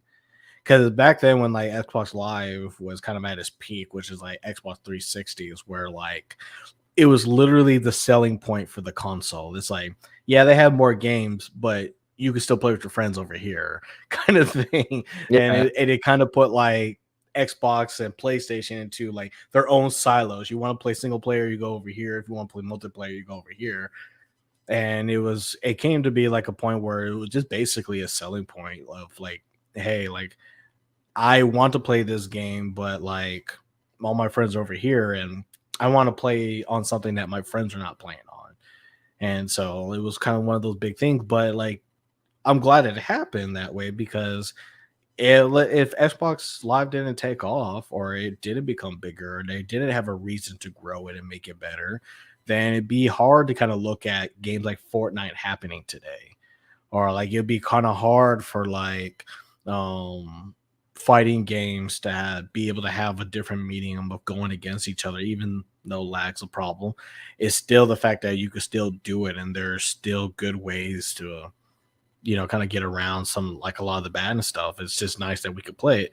And I think honestly it kind of really helps a lot of free to play games kind of really become big too, because it's like they don't have to force this game to be like on a disc and then force some way for you to buy it. Like, it's there's a better distribution platform, and then now we have the expectation of being able to connect with different people and stuff. So like, I kind of appreciation for that, of like, we can have people become, or people be connected together in a way that's actually scales. yeah. I mean, even like seeing it with my son, it was me being a dad who loves to be like do gaming and stuff like that, and like is very much trying to keep up with the industry as it grows and stuff like that, and hearing news stories all the time, watching podcasts and all that. Um, my son, like when he jumps onto games, he's jumping on it because that's their new like hangout spot because their parents are too busy, or they live too far away from each other. They just can't walk to each other's houses anymore to hang out. I mean, he has two friends that already moved to different cities and stuff like that, and he's still friends with them because what they just jump online, they jump on Fortnite, and they're playing the game. But honestly, what they're really doing is they're just hanging out, talking, and just shooting the shit for the most part. You know what I mean? That Yeah, is pretty much. that's their AOL. You know what I mean? Sign-ons, MSN Live sign-ons, stuff like that. You know what I mean? Yahoo chats and stuff like that, where they just go on to these things and they're just hanging out together, talking to each other. You know what I mean? And yeah, they're playing a game, and I have a bunch of parents like, oh well, I make sure I don't let them play too many video games because it's bad for them. And I was like, well, are you paying attention to what they're doing? Or like, no. I was like, do you play games with them when they're all together and stuff like that? Like, well, no. I mean, I'll play that game a little bit here and there, but just on my own. I'm like, well, you should jump in with them every now and then. I was like, because I'll jump in and I'll play with them, and all they're doing is they're playing a game, but really they're just hanging out. And like once I start explaining it to parents that way, they start like realizing, oh, okay, I get what's going on. And they start they start giving them more time to be able to play and stuff like that because, like, oh, wait, they're not wasting their time. They're hanging out with their friends. Like, that's their spot. They hang out for the evening before they go to bed. Yeah, and a lot of people kind of take that for granted. Like I think a lot of mothers and fathers still want their sons to hopefully be into like football and basketball a lot, but a lot of times is people don't give enough credit to gaming in and of itself, right? Like it's just one of those things where gaming itself, it's not a scary thing, and I still feel today the benefits outweigh um The like, negatives. yeah, I weigh the negative because I think people like I understand if you are very successful in your life and you're at the point where it's like you always have to be doing something, and so you just don't have time for gaming. Then I understand that. Like, you're spending every waking part of your day trying to advance, and you want to have these big goals of, you want to be Jeff Bezos or whatever, you want to be the next Mark Zuckerberg, whatever might be the case. Like, you want to do the thing you do, and yeah, well, then fine. Like, you just like you can still game in other capacities, but I understand if that's what you want to do. But I don't like the aspect of like saying that gaming's the reason why you don't succeed, and like, oh, he didn't exceed in high school please because he's playing games too much. And it's like, oh, he didn't succeed in college because he's playing games too much. Like, most of the time, if whenever I failed, it was mainly me that I didn't put the attention that I need to put on there, or I could have done something better and stuff. Like, there's always a way that I could have handled it and managed my time a little bit better that could allow me to help. And now that kind of school's out of the equation for me for such a long time, and then I'm able to like, okay, here's work and life that I get to balance out. Like, I see a lot of stuff where I can kind of mix and mingle a little bit because my schedule's a little bit more, how would I say, like, not intentional, but predictable, right? Like, I know I'm going to be doing this, I'm going to be doing that, and so gaming's not stopping me from showing up to my work, right? Like, it's like it's those things. Like, gaming isn't something that stops me from doing what I have to do, and it's not the reason why kids today aren't doing what they have to do. It's just another one of the things that people can get involved to it a long times, but almost every game console has a restriction and stuff on it. Like, parents have a lot more control to do Oh with yeah, game consoles today than they realize. I just don't think a lot of parents actually explored what kind of controls they have. Like, they don't actually explore that there are apps to manage your kid's phone. They don't think that that's a possibility. Like, how do I know she's not talking to somebody strange? Get Q Studio or get Google Family. Like, if you want to know, make sure she's not sending weird text, or he's sending weird text to somebody, get something that intercepts it, or make sure that, hey, we don't think we like that, so we're not going to send that photo. Like, there's like so many things that you could do like as a parent if you're not feeling safe. I mean, even to get a game that's 18 and over needs parental like advisory to kind of buy the game. And as someone who worked at Walmart, like, it is funny to have that conversation of like, my son said I had to buy this game and I thought he really liked it, but like, I don't like, why does this game have to quite, why does the game need me to buy it?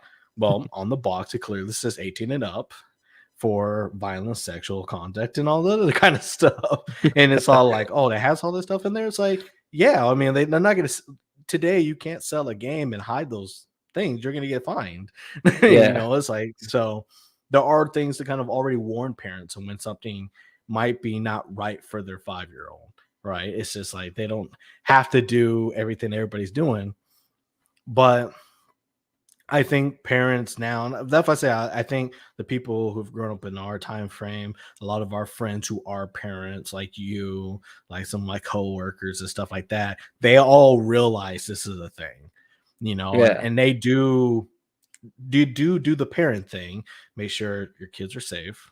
Make sure they're not getting into trouble. Make sure the stuff that we're putting in front of them is family safe and everything. But also realize hiding them from that stuff is could be a really big deterrent and could kind of foster other behavior that is unwanted and stuff like that. And sometimes I feel like there are a lot worse things you can get into gaming if that's going to be your bar. If gaming's your bar of like, hey, this is going to destroy your life, you're on the surface. There's a lot more things that could be a really big, offender. I've seen it personally with a lot of people. Oh yeah, like I had to get my sister motivated, and actually like I was kind of the inspiration for her to get my nephew to be able to play more games and stuff like that, because like he has issues paying attention and stuff like that in school and things like that, you know what I mean? And so Mhm. she's doing all the right things for him, you know, she's doing a fantastic job with him and stuff like that. But one of the things that I had her go on to and have him try out, and that I could tell he was kind of into, because he would tell me about YouTube videos, was Minecraft. Like he would watch Minecraft videos and stuff like that, and he's like, "Oh, I like this," or "I want to build that." And I was like, "Oh, well, you should like let me tell your mom about that. You should talk to your mom about that." And he would, and his mom was kind of like, I don't know. And then I told her about it, and for Christmas I bought him like like a Game Pass subscription, as well as like Minecraft, so he could go into the game. And like, you know, so he, of course, since I bought it, she got him to go into it. And then I would get stories every now and then, like, "Oh, dude, like check it out." And she showed me a picture. She's like, "Look, like he made this in Minecraft, and he created all of this and everything." And you know what I mean? And you could tell like that's his thing. Like he likes to build and create things. He likes to do this stuff, you know what I mean? And so I told her about like, hey, like there's coding for kids and all this stuff. And here's ways that if he's into that stuff and this is the stuff he wants to get into, hey, there's all this stuff out there for him that, you know what I mean, he could probably succeed in. If this is, you could tell this is his niche, this is what he likes to do, this is something you could tell he's passionate about. And she's still kind of in the mindset of an older school way, where she's trying to like limit him on certain things and be like, "Oh, I don't know, you need to make sure you do this first and everything." It's like I get that, but when you listen to your kids and understand all that stuff and realize like what they're passionate about, and you help to push their passion and stuff like that, it could lead to something greater or move on to something better. And gaming is one of those aspects where when I saw it in him and stuff like that, now she's like gone to outsourcing it, and even to the point where like she uses the Xbox app and she gets access to him and she can see who he's chatting to. And she told me, yeah, sometimes I'll jump in like when he's like on a call, like when he's talking with someone playing a game, just to see what they're saying. And I was like, yeah, like you didn't know that was out there before, and now she's more open to it. And like, I mean, like it's cool seeing the stuff he creates and everything. And I'm excited to see where his life starts shaping, to see if he actually does go down the path of doing like engineering software and stuff like that. You know what I mean? Like it's like, hey, like that's me inspiring him to and finding his niche that he liked. And I was like, hey, like here's your options for it. It's like it's so cool to do. And that's also from helping from you when you sent me like articles or different websites, stuff like that. You know what I mean? Mhm. I mean, and this might be on a small tangent, um, but I do hope to the point our school system starts hitting on some of this stuff really early.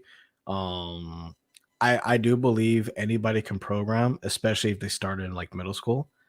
Programming Mm-hmm. is not that scary. Like learning Spanish, I feel like is harder than trying to program in like some languages and stuff because everything else is in languages, everything's based on like logic that just builds over time versus like having to get your brain to kind of switch off to do two different people. I always kind of amazed when more people can actually speak a certain language and stuff than everything. But I feel like if people got more into like some of the engineering stuff, like coding and everything, like coding for Minecraft, that's a really big thing. Scratch coding, visual programming and stuff. Those things are really big that can really really you can really dive into like how to do these things for real. And yeah, maybe you're doing it in like in a silo environment and stuff, but a lot of the concept that you do go through in those kind of situations are concepts that can be used for other things in a different language or in a different thing. And I just feel like if we get people to kind of start kind of like a little bit earlier on instead of waiting for like college to really kind of take on these things. Where I feel like it's a lot harder. It was a lot harder for me to try really code in college and stuff. Even back then, I'm kind of no, or now, and I'm looking back at it, I'm kind of embarrassed at some of the stuff that I didn't do so well. And like today, I could do it in like an entire intro to computer science in an hour. Like I could just kind of blaze through it now. And, it's just kind of like one of those things where it's all like, yeah, it can be built on, but everybody I know that who's ever succeeded in it has at least started in high school coding Yeah, or doing something. Everybody who's really like, succeeded like easy in computer science or software development and stuff, they started it really early. They were able to get a lot of the concept pretty easy, and the college classes were just kind of like a step up from that. Because once you kind of get the theory out a little bit, it's like let's take a pause on theory. Let's kind of do kind of like work, and then mhm, we can say why it works that way, why you should do it that way. It tends to kind of go off a little bit better for a longevity thing. And I think it's something that I do wish our current school system will allow to happen earlier, to the point where it's like I kind of wish we had magnet middle schools, like how we yeah, have magnet high schools and stuff that kind of focus on it. Because I think just like nursing, just like other engineering practitioners, just like law, like we can get the fundamentals to kids today at a very rudimental level pretty early when they can actually understand these concepts. As long as we're okay with like having some other stuff kind of on the background. Like we all need to know our history stuff. So I'm not gonna say our 4 courses shouldn't exist, but I don't think art class should just be an art class if you're going to be able to do that, or you want to dive more into art. There's 3D design, there's technical artists, there's all of the stuff that we're hiding from kids to understand that these are things and the real world. And we're just all like, no, you got to do these things over and over and over. You got to do the math even if you won't touch the math. There are people who really love math and really use it to take things further, and there's some people that just don't get it because they don't want to. Like, I don't need this as much as you want me to need this. Like, I just not like Cal 2, Cal 3, or something that's entirely optional for anybody who is not in an engineering field. Like, it's just really, there's a lot more things we could do right now. And like I said, small tangent, but it's like when it comes to like kind of coding in itself, I do believe coding could be done at a really earlier age. Allow kids to make their own Call of Duty and stuff, in Minecraft. There's a lot. Minecraft and Roblox have so many small yeah, games kind of part into it that it's almost like, yeah, any game that you want to make it better be done in those two things alone. But now even Unreal is not really a big barrier. I mean, not Unreal, like Unity. Unity. I would say Unreal too, because Unreal has the blueprint system. So completely visual programming it could be done, pretty early for people as far as concepts. Yeah, there's definitely programs starting to be in, at least like I know here. Like the only thing is that it's more of like a optional slash summer thing. Like the STEM is starting to become more of a bigger thing in the school district my son is in here and stuff like that. Yeah. It's just a matter of like he did like a couple of summer STEM courses stuff like that, and he enjoyed them and stuff like that. But it's one of those things where like you have to opt into it, and it's free, but it's like you got to opt into it. It's not like a during school time. It's a thing you could do as an elective or something like that. You know what I mean?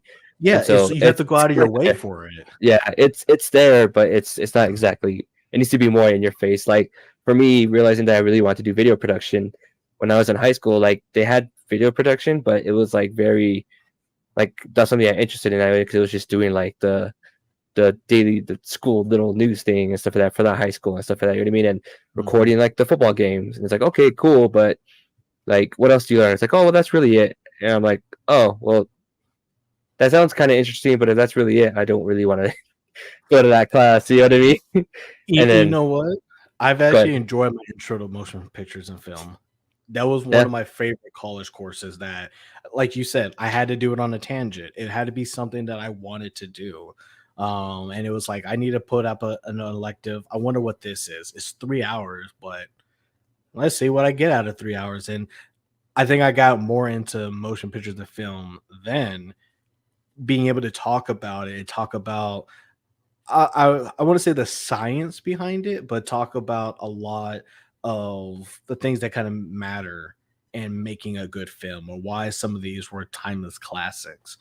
and stuff like that. And we watched a ton of film, but we watched anime. And that was a good conversation there because a lot of people who just don't touch anime, and that the movie we saw was Princess Mononoke, and people Yes. didn't realize like this is a lot more darker than I was kind of really ready for. Like I or like I was thinking something a lot more kiddish, but I wasn't really expecting death. you know, and so Or like and it serious. was yeah, so you get to hear people who have not experienced anime at all kind of really talk about this medium and how surprised they were about like how in depth that movie went in a lot of stuff, and it was a kind of a sane thing to think about nowadays. So sorry to interrupt you on that, but it was just like No, you're good. that's another thing like that. Again, we're hiding from kids from the hopefully they experience themselves because we're not doing something like that is happening in an elective in some schools. Oh yeah, and it's like the same thing of like once I realized that I was like I always had an interest in video production, and then we started doing like our first thing that we started doing. You started showing me how to do editing and stuff. I was like, okay, like that's when I went to my community college to just take a couple of courses, and I was like, man, I really like what like I'm doing in the class for myself, but I don't like how my teacher or the structure of this class is.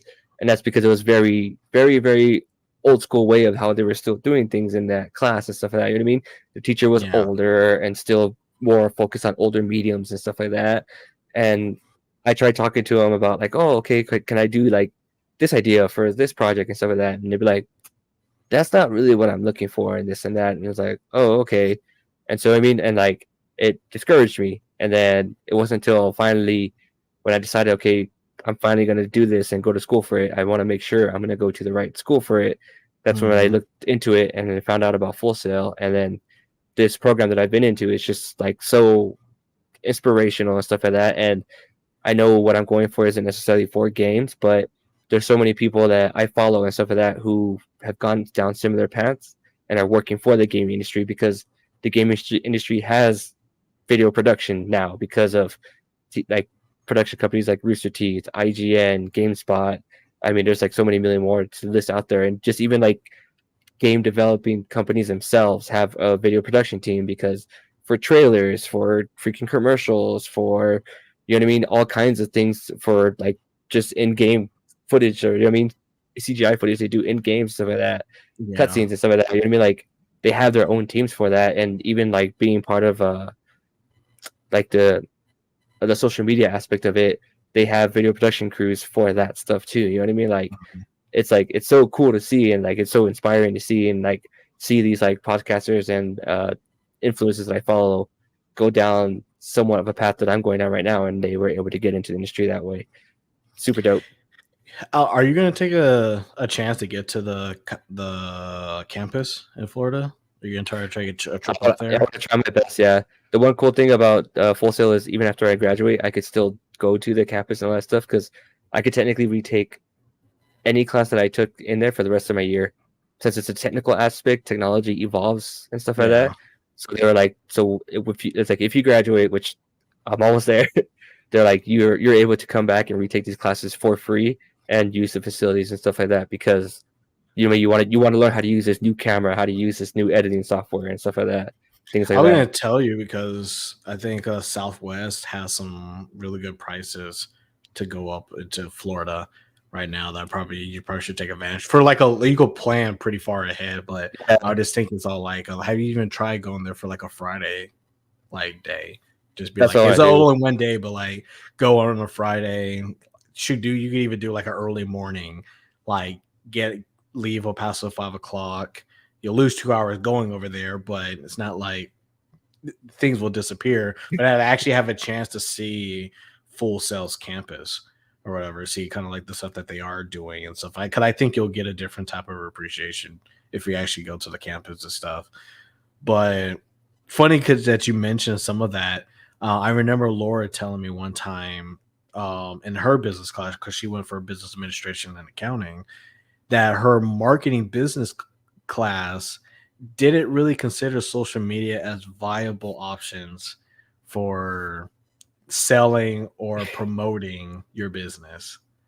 Like they were really like classifieds and the paper and radio and Yeah, commercial types. And I think she had to kind of explain why you would kind of consider, because they to the person it was like the other ones were the try and true, like these always work kind of things, like the yeah, bulletin board works, and it's like uh, it works for that area for people driving by it in that location. Like social media works for anybody Facebook deems interested into something. Like, yep, like I looked up what's that when I was looking at trying to change the podcast to the audio ones, and I was looking up Anchor because I was like, okay, how do I start the Anchor account? Blah blah blah. I think earlier today I got a full commercial on for Anchor about just kind of like start your podcast today, bring out your voice, blah blah blah, and it's all like yeah, like it was just like a slight interest or like just kind of looking at enough to where now I'm seeing commercials about it now. It's like a bulletin board's not going to do that. I'm just saying yeah, it's like it's just one of those things where it's like I think that's why it was really hard for me in UTEP for a lot of like the gaming stuff because a lot of people don't see it as this is today's stuff. This is what you and I are interested in and will be interested in later on. And of course, the kids later on would be interested. Now, everybody understands attention is what you're after, not dollars. You get yeah, attention, you could sell anything. It's like you get eyeballs onto something, you could do whatever you want. You get people interested. The longer they're interested in, the more opportunities that you have. And you just can't do that with media that's stuck on different platforms. So it's really nice to be able to be like, yeah, like I can go to Facebook, ads revenue, I could set up an ad, I could do all this other stuff. And it's like you have that much control, yet you don't think that it's a worthwhile kind of thing yep. to explore. It just shows you how like either A, how behind the times they were, or B, how much they didn't really care to kind of teach outside of their knowledge set. Well, it's still like a thing that's uh, still a problem today. Like, especially when it's like something run by like an older person and stuff like that. Mhm. Like, my band had the opportunity to like do the halftime show for like the roller derby group that I officiate for, and so my partner plays in. And Yeah. like, so when that happened, I was like, okay, I'm gonna do like I'm gonna just put a little bit of money into a Facebook ad for that post that shows off the game and us being the halftime show thing. You know what I mean? And Mhm. I showed it to my partner after it ended and stuff like that. I only did it for that week of till that Sunday, and I was like, "Look, like we only have like 300 people on this page that follow us, and it reached over like 2,000 people, and I didn't even like spend an arm and a leg for it or anything like that. You know what I mean? Yeah. I just purposely went through all the details, looked at all like the hashtags and stuff like that that I wanted to hit on point, which is like roller skating, derby, live sports events, live music, etc., punk rock, yada yada. You know what I mean? I hit all those things, and so it was advertised to those people who are follow those type of things, interested type of things. And I was like, the person who runs the roller derby, because they always have issues with like promoting. I was like, this is something that they should be talking about doing for their next season and stuff like that to promote this stuff. Like they already use social media. 'Cause it's always like, okay, now share this and share that. It's like, okay, cool. The only problem is that everyone who's part of that organization that's sharing it, you're just sharing it all to the same people for the most part, and a little bit outsourcing, but you're not reaching a bigger audience. And yeah, and I always ask people anytime that we have a talk about if they're having an issue with promoting and stuff, and that's the question I'm always asked, like, what's your social media profile look like right now? And a lot of times the answer is like or like I don't know how to do a website and or like I don't necessarily use Facebook as much as all like yeah, but I mean, how else are you really promoting? And because like you said, like Facebook ads, depending on what you're trying to do, can cost a little bit to costing like if it's really hitting numbers, it'll cost you some money. Like at a certain point, you do have to scale it down, or it's gonna blow up. Like I put ten Yeah, dollars at one time, and I think one time like it just all like ooh $10, no no no no. It's like it's already out like a day one kind of thing. But more people, I see people who do drop shipping blow even more money on trying to find out the right audience and stuff for people. And it's just kind of like, yeah, like if you don't have anywhere for people to go to outside of literally just coming to your store, then you're not giving information to anybody that they want information to figure out what the thing's about. And just having literally a website with one page is already enough. It's just kind of like giving like a rundown of stuff. But if you want to have a community of like people to talk or whatever, you have to build a community for people to join into. I think that's why Discord is such a big thing, because you can create a personalized community of people to talk to, even separate the different types of sub conversations, and it comes with like almost like a free, like everybody jump on a call kind of thing. Like it's Yeah. just like it's outside of like just doing a regular form. It's a community builder for a thing. It's where you could share a lot of your knowledge, a lot of the stuff that y'all interested in, and all that. And when you try to get people to kind of understand, like just having an Instagram account could just help out a lot, especially if you're trying to sell a product. It's like it helps out a lot. Like you said, like, when people just share, who are in the group share about, like, yeah, you are sharing to the same people. And I kind of realized that when we've had some of our earlier endeavors and stuff, is like Yeah. it's really hard to kind of grab people, as person A and person B don't talk to each other. So you may be able to get it that way. But it's a nice game to play. Like, actually, to try to figure out who the audience are to hit is actually a nice game in itself to play. But it's very important. That's how people are getting big now. They're finding out how algorithms work. They're figuring out how to get people to watch stuff. And I think shorts and TikToks are like a really big indicator of that, of Yep. like how, like, oh, people don't have enough attention span for anything. And it's like everybody has 20 seconds, especially 20 seconds. Like, you could tell a joke for a minute, and some people might remember that joke for days and try to tell it to somebody else, right? Like, Yeah. you can easily get TikTok in order to get people talking. A lady sold pink sauce and then nobody knew what it was, and she took advantage of selling it to people, because she got her TikTok to be at a certain point, and then she started putting something out, and people were like, I need to know what's in the sauce. I need to try it. And she had the audacity to sell it for $20. But it's just the fact that it's a good way to just show off something from nothing. It's like, because people do have enough attention span for that short form content. And as long as it's interesting, they're going to keep watching it, because you could go through like 50 TikToks in 10 minutes. Like, you can't go through 50 YouTube videos in 10 minutes. Yeah.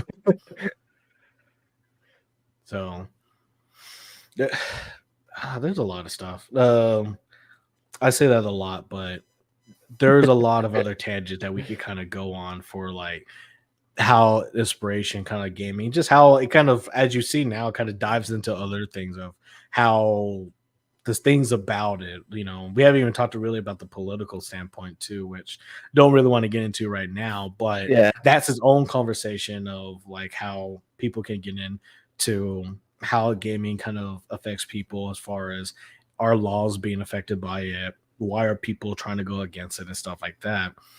And so, as far as like this single person of like, it inspires me and inspires you, it's great to know that we can all see the same thing in different ways, as well as we can see different things and then have the same opinion on it, and then get something worthwhile out of it as well. And I'm kind of glad that gaming's still here, that it's not a fad. It wasn't something that died off, or like, oh, people just got tired of it. It's something that's always trying to evolve and always trying to satisfy. And then people who are really involved into it are always trying to find or do their thing that makes them in the space. And so that's why I think gaming is just such a big market. It has such a big market cap, because it's just, there's so much that goes into it, and it's a really big bubble, but it doesn't look like it's gonna pop anytime soon. Yeah. And the cool thing is kind of bring it full circle is how such like a quote unquote young industry is now inspiring old industries and to use different tech for different ways to do things, of like how like the Mandalorian and stuff like that was using like gaming tech and stuff like that for like their green screening and stuff like that, and so that way they could create different environments because of how game developers were doing it for so long. Like, you know what I mean? Like the video people are starting to realize, oh shoot, we could do the same thing, and it looks phenomenal compared to what we've been using and stuff like that. And it costs a lot less to do it that way and everything like that. You know what I mean? Like gaming is getting to the point and advancing so much that it's inspiring these like old industries to the point where like what is it? I think it was it Dr. Dre who had his whole release of like album songs that had done it forever on like a DLC for GTA 5. You know what I mean? That's Yeah. influencing the music industry in that aspect, realizing, hey, like, yeah, we have our usual Spotify stuff like that, but we also have this because it's an industry that'll give us a better chance to innovate and move things forward. You know what? It's a stretch to say, because I know it affects something else rather than this, but I feel that games like Fortnite, like Epic's really biggest title that has transformed their game engine, I think it's also helped virtual production be a thing. Because, like you said, like the whole thing with the Mandalorian is amazing in it itself. When you actually look at the show and stuff, and you can't tell that they're shooting it on like big LCD panels or that this is real and that's not real and stuff. It does a really good job of it. And just the little that I've played around with virtual production is kind of crazy to be like I can put my phone and like put it like in different angles and stuff to kind of get like a different shot. And I think it's just like, because a lot of people played this one game, this company got so much funding to kind of put back into the game engine supporting it that a lot of the features and stuff that Epic has today for just the Unreal Engine itself is because they needed it for Fortnite, and they just released it to everybody else. And now they got virtual production, they got a lot of the art stuff going on, and it's mostly free, except if you're a big company that makes a lot of money, then you got to pay something. Yeah, But I mean, for everybody else, like there isn't a reason why like I can't do it right now for this podcast. Right. It's like there are like podcast like environments and stuff that you could put on a green screen, then you can put in a virtual production that puts you into the scene and all this other crazy stuff. And it's crazy that you could just do that if you just spend a weekend trying to figure it out. That's just how accessible it is. Like you said, like it's affecting old media to where it's all like, have you had enough time being stubborn now? Can you quit being stubborn and kind of start adopting some stuff? And like, yeah, okay, you win. We'll do it. It's just something like, yeah, you have to after a while. What else can you do? exactly. Even to the point where like Fortnite is such a big thing where creators and like music people are doing promotions on Fortnite and having main events stuff like that. You know what I mean? Like what would be like a live event on ABC is now Ariana Grande live on in the virtual world on Fortnite. You know what I mean? They have a whole event for Hmm. that. Travis Scott, it was another one that they did. You know what I mean? Because they Oh, they the realize, concert, yeah. yeah, because they realize my audience of people who listen to my music are not watching television. They're watching YouTube. They're watching streaming services, stuff like that. And so there's a very dedicated algorithm, commercials that have to be put out there to watch, to want to create this event. I want to create this event, but if I just do like a live thing, I'm not going to get my audience that I want. I'll get an audience, but not the one I really want to get. So how Hmm. do I do that? Fortnite. Fortnite goes, hey, we could do it this way. We could green screen you. We can mocap you into it and this and that. And right, let's do it. And they do it, and it, you know what I mean? It's a huge success. It blows out records and stuff like that for people watching it, stuff like that. Sometimes breaks their own servers, stuff like that, which is insane. That sometimes that happens in Hmm. Fortnite, but you know what I mean? Like they get that much traction on it, and then at the same time you have streamers, podcasters reacting to these events, stuff like that, because they're like, oh man, I love Travis Scott stuff. I'm gonna go ahead and have my community come with me. We can watch it all together and comment together and talk about it as it's going. You know what I mean? Like it is Hmm. so crazy how the gaming industry is starting to inspire and recreate the ideas of what you can do to promote yourself and put things out there. Yeah. And like that's a big thing too, because those are two unlikely pairs, like Travis Scott, the rapper and stuff, to be kind of doing like an experience concert in Fortnite and stuff. And Fortnite's done a pretty good job of like, base character, we could put any skin on top of it and blah blah blah. But not to the point where now we're like they made a big old experience where people are in the game and then like stuff is happening, crazy stuff is going on, and it's just a played out cutscene that you're actually a part of rather than just watching and Yeah, stuff. It's just kind of like there are just some crazy stuff that's happened in games and stuff. And I'm here for it. That's kind of like the best thing to say about it. Like I'm definitely here for it. But I think this is probably like a good point right here to kind of pause it, at least on that, because, well, like you said, there are probably some other stuff that we could probably get into, but we don't have another 30 minutes of stuff to really get into it. But just like you said, gaming has inspired me to be in the industry that I am, want me to still have a lot more dreams and goals that I have not completed yet. And even in my 30s, getting next year, be 35, in 5 more years I'll be 40. There's still a lot of things I want to accomplish for it. And gaming, it has been always here to kind of remind me that I still got a chance to do it. So I'm happy for it. What about yourself? I love it, and I love to start being a part of it through our own thing with this podcast and moving on forward. And once like we get our community going and stuff like that, it'll be great to be able to be part of that inspiration that we could help promote other people and meet people to even inspire us on the same level and work together and stuff like that. I mean, that's the one thing I love about the gaming industry, especially when it comes to uh, the media side of it, when it comes to streaming, podcasting, and stuff like that. Like, it's just a Hmm. community that you could find the right people to work together, inspire each other, and be better, and get those opportunities and stuff like that out there. And like, there's a way to do it, and there's no right way to do it now. And it's awesome to know that, because as long as you're doing it and you keep sticking at it and you're dedicated, it's gonna happen. Yeah. No, and I think that's a great way to kind of end that point. All right. Well, everybody, thank you for joining us today. We are Gaming Over 30. We talk about stuff like this, not the same topic all the time, but we do talk about other things. We try to kind of branch out into stuff. And if you have any ideas, don't forget to comment those down below. Let us know. We now have a Twitter up because we need to let people know like when stuff happens and stuff. So we finally got the Twitter around with kind of some stuff up there. We don't have any tweets yet, but they'll be coming out. But it's been on the bottom of the screen. So if you do have a Twitter and you want to kind of keep up with us, especially if anything changes or if we want to do some more extra stuff in the future, we'll be posting on Twitter to kind of let you know ahead of time. And then once the community kind of tabs up, then we'll also use a YouTube community to kind of let people know where we're at. But we're always doing this every Friday at 7 p.m., whether it's a recorded call or we're doing it live. Either way, we do appreciate you. And if you didn't have a chance to join us today live, always kind of come next time and look at some of the highlights that come up. But my name is Deshaun Williams. This is Christopher Moncada. Thank you for joining us today, and we'll see you next time.